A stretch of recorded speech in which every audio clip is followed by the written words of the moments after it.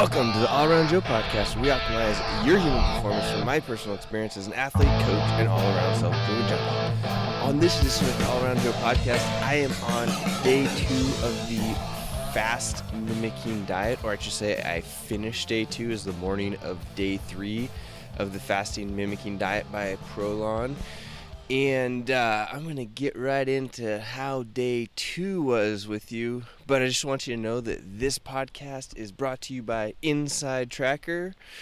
Inside Tracker is the company I use to make sure the inside of my body is rocking and rolling.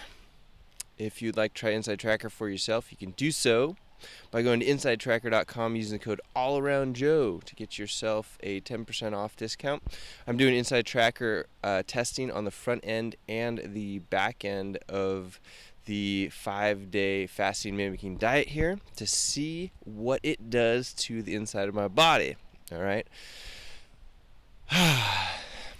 And actually, I looked at the pre-fasting Inside Tracker results that I had, and they had some cool things. So I've always had some trouble with my iron, and that was still a problem. That was the only thing that came up that didn't improve from the last blood test I did with Inside Tracker.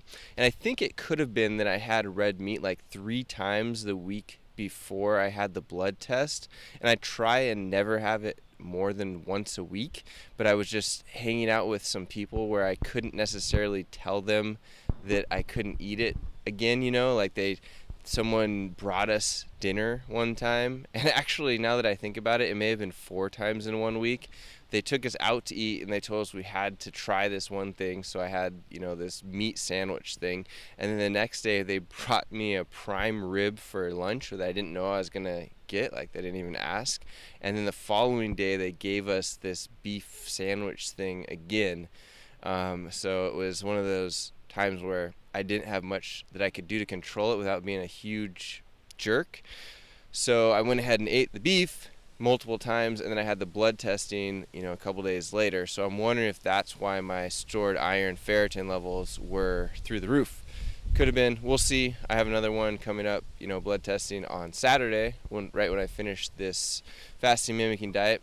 So we'll see what happens. But anyway, I was really happy to see that actually my fasting blood sugar, although it was still above where I want it to be, has gone down each Inside Tracker blood test that I've done. And I should have mentioned that, as you can see, today is not quite as nice a day as yesterday. It is pretty darn cold here. I've got my hood on, trying to stay nice and warm, even though I'm doing this outdoor podcast for you, if you're watching this on Facebook or YouTube. If not, if you're just listening to this, well, I'm sorry. So, day 2 of the fasting mimicking diet by Prolon was rough. Let me just put it that way. So they say that you're not really supposed to do any exercise except for walking or, just really light stuff. Nothing intense.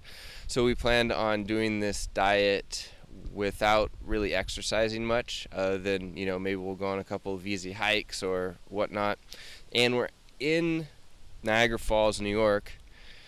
So yesterday we went to the falls because it was a beautiful day. If you saw that podcast, you can see that my eyes were squinting the whole time because it was so sunny. And if you missed day 1, you can go to allaroundjoe.com/160. That's allaroundjoe.com/160 to hear about day 1 of the diet.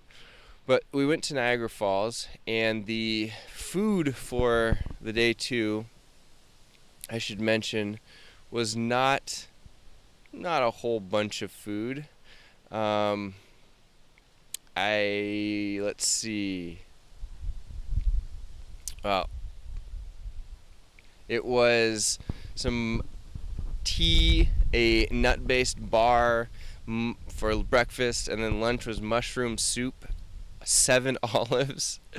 Yep, 7 olives and some vitamins, and then a snack was tea and 7 more olives. And let me tell you, during that snack, I was savoring every one of those 7 olives. And then dinner was quinoa soup and another Cocoa Crisp bar. But it looks like today is going to be the hardest day because there's even less food coming in. But anyway, yesterday we went to Niagara Falls, and we had free parking because of being at this beautiful campground here at the U.S. side of Niagara Falls, but we were always told to go to the Canadian side of Niagara Falls because it's a better view. So we started off by going to the U.S. side because we had the free parking, and then we saw that you could walk over across the Rainbow Bridge to the Canadian side of Niagara Falls and get a view for there. So I didn't see how far it was, but I'm guessing we walked a couple of miles probably. And let me tell you, by the time we got to the Canadian side, I felt like I was bonking, you know? I felt like I was in the middle of a race and I was out of nutrition and my body was just starting to shut down just from walking a couple miles. So that was pretty interesting. I guess it's a good thing, though, that I know what bonking feels like, so when that happened, I wasn't really too worried about it. I knew that it was just, my body needed some fuel, and I was going to give it a snack of 7 almonds when I got back to the van after doing all of the walking, so it was all good. But I also went to sleep feeling hungry. When I was sleeping or laying down in bed trying to sleep, my mouth would not stop salivating, and took a while to get to sleep. I think the reason it took a while to get to sleep is because my body was still kind of feeling like it was adjusting to West Coast time, and now here in Niagara Falls I'm back on East Coast time, so that was probably a lot to do with it. But it was pretty interesting to be laying there and having my mouth keep filling up with saliva and having to swallow. So that was how yesterday was. It wasn't best day, but it felt similar to as I would do bodybuilding dieting. So when I was in college, I used to do a lot of up and down bodybuilding dieting, where you would go for 3 to 6 months of gaining weight, trying to get as large as you possibly could, and then you would do about 3 months where you would cut down, and during that cut you would basically take a lot of your carbohydrates and fats out of your diet slowly as you worked through the 3 months and added cardio in. And that was very much what it felt like to me, is that same kind of feeling. Basically your body just doesn't have the food that it needs, so it starts to do weird things like make your mouth salivate as you're lying in bed. Nothing that I couldn't get through. It wasn't like that, you're not going to run to the vending machine and grab some Cheetos or anything, because I've set the goal of doing this and it doesn't really matter. I'm just going to do it no matter what, unless something crazy bad happened, but I can't imagine that would be the case. So I just want to show you guys this. This is my, I have a bottle here, 32 ounce of the Prolon energy drink, they call it. And basically it has some delicious tea in there, and there's some orange flavored basically vegetable energy concoction.